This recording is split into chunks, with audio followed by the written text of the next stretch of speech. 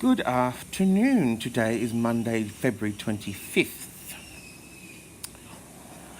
How are we doing, people? Guess what? I have three more to show you. Yes, you guessed it, three more books. First one is George Orwell's Coming Up for Air. I've got a lot of George Orwell novels. This one is Coming Up for Air by George Orwell.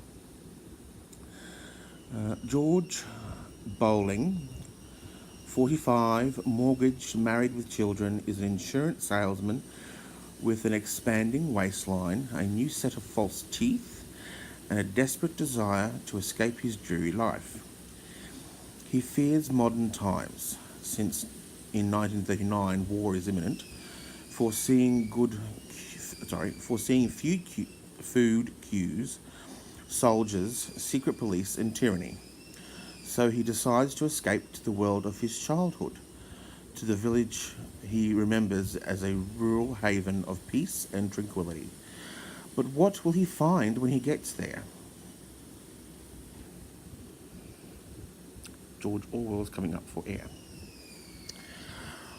The next one is not a novel, but by the same author, George Orwell's Essays. This outstanding collection brings together Orwell's longer major essays in a fine selection of shorter pieces that includes My Country, Right or Left, Decline of the English Murder, Shooting an Elephant, and A Hanging. Sounds a bit morbid, but anyway.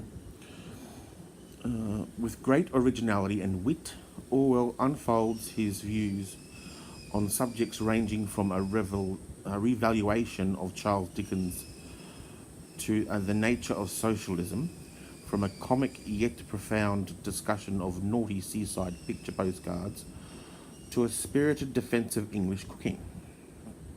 Oh yes, displaying an almost unrivaled mastery of English plain prose and style, Orwell's essays challenge, move, and entertain. Now, this third book, I'm going to have to. This is a bit hefty. This is a bit of a hefty tome, but it is A Treasury of Irish Fairy and Folk Tales, Barnes and Noble edition.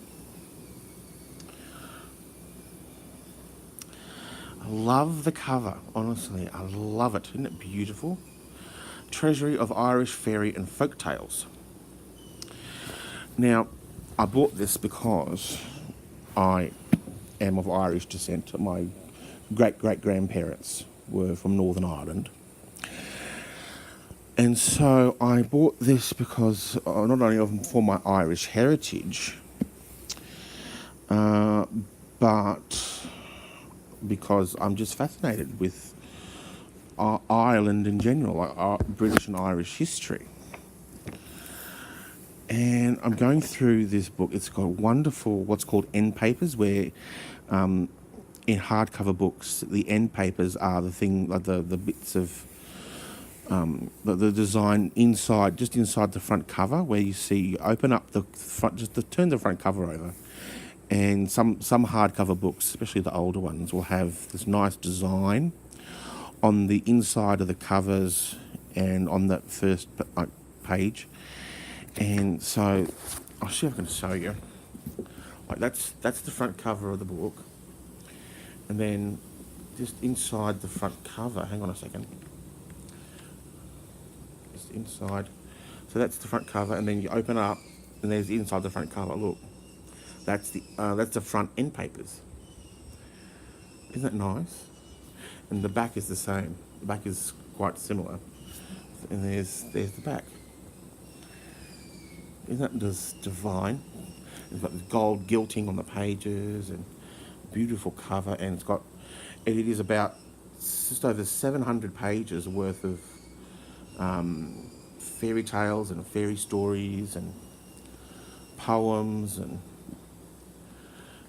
things. And there's an introduction page. There's an introduction. Here's a look at the introduction. Love the title page. Beautiful. contents. Here we go. There's an introduction to it, and it's divided into sections. Like the sections, for example, the trooping fairies, the solitary fairies, ghosts, witches and fairy doctors, Tir and Nog, priests and saints, the devil, giants, rocks and stones, treasure legends, legends of the Western Islands, and kings, queens, princesses, earls and robbers. And those are your sections, with stories and poems like, for example, The Legend of O'Donoghue, St. Senan's Well, the conversion of King Lochair's daughters, The Stolen Child, The Two Gossips, The Changeling, these are The Fairy Spy, The Kildare Puka, Daniel O'Rourke. These are stories that have been passed down. We've got the Leprechaun or the Fairy Shoemaker, The Field of Bullions. These are stories that have been handed down for many, many generations.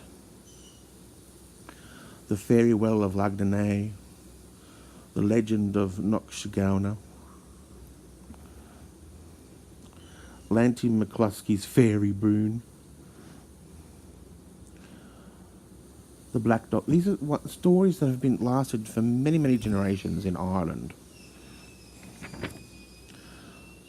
The Ride with the Fairies. Honestly, this is stories that you could just tell your kids, and sort of, I love it. So anyway, there's that, which I can't wait to dive into, because I love I love history.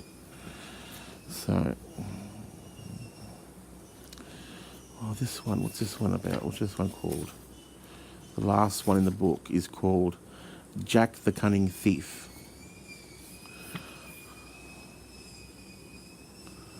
So I can't wait to read these ones.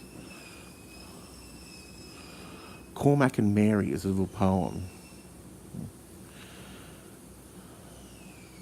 She's not dead, she has no grave, but lives beneath Loch Corrib's water. And in the murmur of each wave, methinks I catch the songs I taught her. Thus many an evening by its shores sat Cormac, raving wild and lowly, still idly muttering over and over, she lives daint by spells unholy. She lives detained by spells unholy. So, yeah. Beautiful little poems and stories, and the bewitched churn. Oh, yes. So I can't wait to read that. Anyway, 'tis February 25th, and in 3 days' time it will be my niece's birthday. I can't wait to be there. Anyway, so I'm looking forward to the next few days.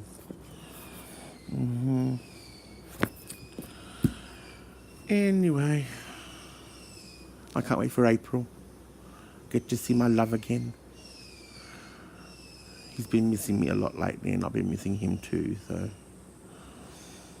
even though it's only been a month since he was last up here, but it's been a very long month, and he won't be up here again until April. Another month and a half. Not up here again until April 10th. But anyway, I guess I just have to muddle through and cope. I'll be fine. Honestly, I'll be fine. I just miss him. I miss him. Anyway, I continue to live with passion.